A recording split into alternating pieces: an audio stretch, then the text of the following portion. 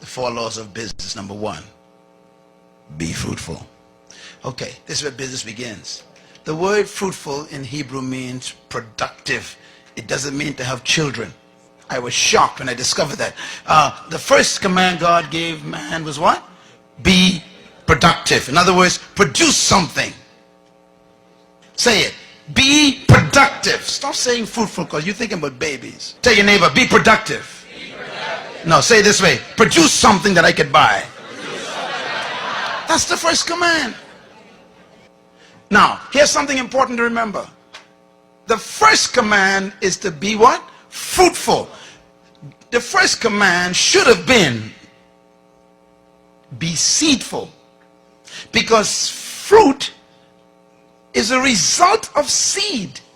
You can't have fruit unless you have a seed that has a tree that bears fruit. God ignores the entire first step. Look at me, man. Just get deep now. God said, look, I even ain't going to talk about seed. Oh, you still ain't got it. Listen, when God demands something from you, it exists. So the demand for fruit is a presumption that there is seed somewhere. The number one reason why there's poverty in North Tulsa is not because of a lack of investors coming in, but a lack of productivity inside. Listen. Here's how you measure a nation's wealth. Listen carefully. A nation's wealth is measured by 3 letters, all nations. Gross national productivity. In other words, if the nation ain't producing, they call it poor in the UN. Money doesn't make you rich. Productivity does. That's why China is one of the biggest threats right now. Even though they may be poor, they are producing. What do most people in the North Tulsa do? Consume. You keep going to the bank to borrow money to buy stuff that isn't productive. I mean, if you're going to buy a vehicle, buy a truck so you can become one who collects garbage to produce a business. Don't buy a car to drive around in. That ain't productive. The command presumes that seed exists in you right now. There's a seed. That's your business. And God says, show me the fruit of it. Produce something. Now, when you produce a product, watch God's strategy now. Let's say, okay, Apple computer. Stephen Jobs quit school because he had an idea. Everybody say idea. That's your seed. Your seed is the idea that won't quit. This guy had an idea. He went to visit a plant to see a computer. And he went and he saw this computer, and the computer was big as half of this room. He looked at it, he says, why can't they reduce that to the size of a desk? And he walked out. And he kept seeing visions of that great massive computer the size of a room on a desk. I wonder what you see that won't leave you alone. Write this down. Every problem is a business. I'm going to say it again. Every problem is a business. One man see bare feet, that's a problem. The other one see a shoe company. That's a business. One man see a hog island, that's a problem. Another man sees a resort. That's a business. Produce your seed. Produce your fruit. And then the second command, multiply. You know, when you produce a product, then you got to reproduce it. If you cannot reproduce what you've produced, you're going to be poor.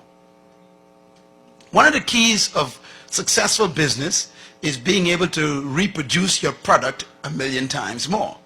Any good company that wants to succeed must be able to follow God's second command, to multiply. So that's why when you want to, you see, there was only one Burger King years ago, one restaurant that sold one Burger King.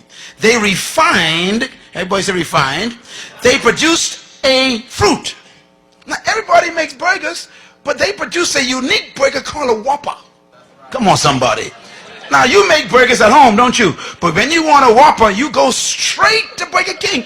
Even though you got the same bread and beef and all this stuff, you still, why? Because they refined it. Everybody say refined it. I'm talking. See, you got to take your seed and produce a fruit, and you refine it first. If you're going to be a cosmetologist, you still ain't going to be wealthy. Because anybody can be a cosmetologist. You got to find what kind of cosmetologist you will be. What are you going to specialize in? Everybody sells burgers, but no one sells a Whopper. What's your Whopper? That's the question. Now watch Burger King. Burger King then takes this Whopper sandwich that they refined, and they developed a system, everybody says system, to reproduce the same Whopper every time. So when I went to Mexico one day, we went to Burger King. The same Whopper came out in Mexico. We went down to Venezuela, Burger King. The same Whopper. We were in the Ukraine, in Russia. The same. I said, how can the same Whopper be in every country? Because they reproduce. iPod. They only developed one prototype, one prototype. And they kept testing it and testing it. One prototype. And when they got that one prototype down to a science, that's the fruit. Then they said, okay, now let's assembly line. And they start multiplying. What you cannot multiply, you can never succeed in. My message is my fruit. Leadership, kingdom, purpose. They're my fruit. Now I got to put them in a form where they can be multiplied. So now I got to shift into books and CDs and DVDs and they're in 25 different languages. I got to multiply. Same message. If you want a Big Mac, you can never get it from Burger King. Because Big Mac is McDonald's fruit. And they keep reproducing it. God's third command, replenish, is a big one. If you're going to be successful in business, you got to be able to distribute your product. You got to develop a distribution system. Okay, Walden, bless his heart, had one store. He said, okay, I got my fruit. I got a store where you can actually come in and get wholesale prices, man. The guy had one store. That's number one. Number two, he decided, I want to follow God's second command. I want to multiply. So he created a system to reproduce Walmarts all over the world. Number three, he said, now I'm going to distribute my products to those stores. Walmart got his own distribution system. What about yours? And God's fourth command, business, subdue. Subdue means you control the market. To subdue means to control. If you do not control your market, you will die poor. Simple, isn't it? Bill Gates was so successful in following God's commands that Congress had to call him in. Remember? He was so dominating in the market. They said, you got to break up your company. We can't have you controlling the whole world like this. Why? He subdued the market. If you wanted anything to do with software and computers, got to come through Microsoft. Can I put it another way? Subdue means when anybody wants a product like yours, you're the first one they think about. Subdue.